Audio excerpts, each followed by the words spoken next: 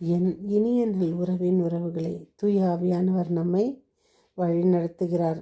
நாம் இன்று 15/7/25 இருக்கின்றோம். அன்னை மரியா நம்மை அன்புடனும் பரிந்துரையாலும் வழி நடத்துகிறார். நாம் தொடரும் சங்கீத தொடர்ச்சி 92 10 11 12. இன்றைய வாசகம் விடுதலை பயண நூலிலிருந்து 2:1-15. இன்று உங்கள் இதயத்தை கடினப்படுத்தி கொள்ளாதீர்கள், மாறாக நீங்கள் அவரது குரலுக்கு செவி கொடுத்தால் எத்துணை நலம். மோசேயின் பிறப்பு வளர்ப்பு. பார்வோனின் மகள் அவரை அரவணைத்து வளர்க்க ஒரு சொந்த தாயே ஒரு வளர்ப்பு தாயாக ஏற்படுத்துவது. மத்தேயு 11:24. அக்காலத்தில் இயேசு வல்ல செயல்கள் பல நிகழ்த்திய நகரங்கள் மனம் மாறவில்லை. எனவே அவர் அவற்றை கண்டிக்க தொடங்கினார்.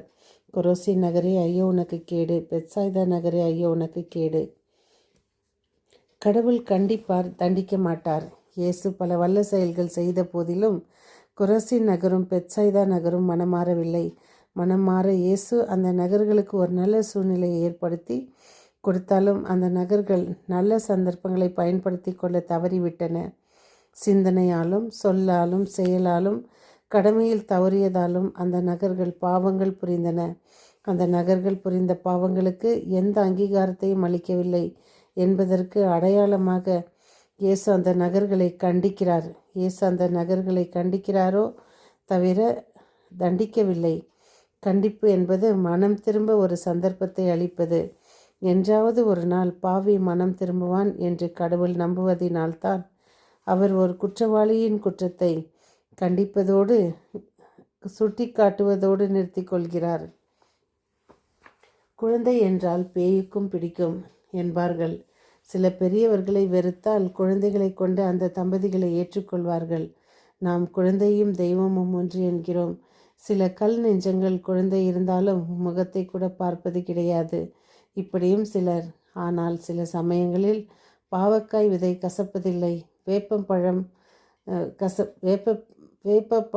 பழம் கசப்பதில்லை, அதன் இலைகளோ கசக்கும். அதேபோல் பார்வோனின் மகள் மனதிலும் ஈரம் இருந்தது.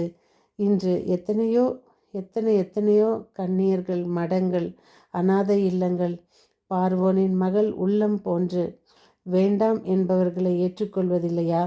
அரச அவையில் வளர்ந்தவர் அந்த மோசே கடவுளின் நண்பர் ஆனார்.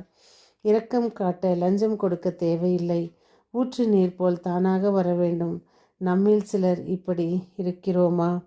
அன்று மோசேக்கு கிடைத்த அடைக்கலம் இன்று எத்தனை குழந்தைகளுக்கு, எத்தனை கன்னியர்கள் தங்களை இழந்து, தங்களை தியாகம் செய்து, தங்கள் வாழ்வை அர்ப்பணித்து இன்று எத்தனையோ அநாதை இல்லங்கள் பெற்ற குழந்தையை வேண்டாம் என்பதும் பெற்ற குழந்தையை கலைப்பதும் இதுபோல் கொடூர உள்ளங்கள் மத்தியில் இன்று நமக்காக தரப்பட்ட இந்த வசனத்தில் நல்ல உள்ளமாக மாறிய அந்த இளவரசியை போல் நமக்கும் கடவுள் ஒரு நல்ல உள்ளத்தை தர வேண்டும் என்று ஜெபிப்போம். ஒரு அநாதை குழந்தைக்கு சரியானபடி கிடைக்க வேண்டிய எந்த ஒரு வசதியும் கிடைக்காமல் ஒரு பணக்கார வீட்டில் வாழ்ந்து கொண்டு வர அந்த குழந்தையின் எல்லா சுகங்களையும் அனுபவிப்பதில் நம் மனம் எப்படி இருக்கும் சிந்தித்து பார்ப்போம். அந்த தாய் பெற்றெடுப்பது இரண்டும் ஒரே வேதனைத்தான்.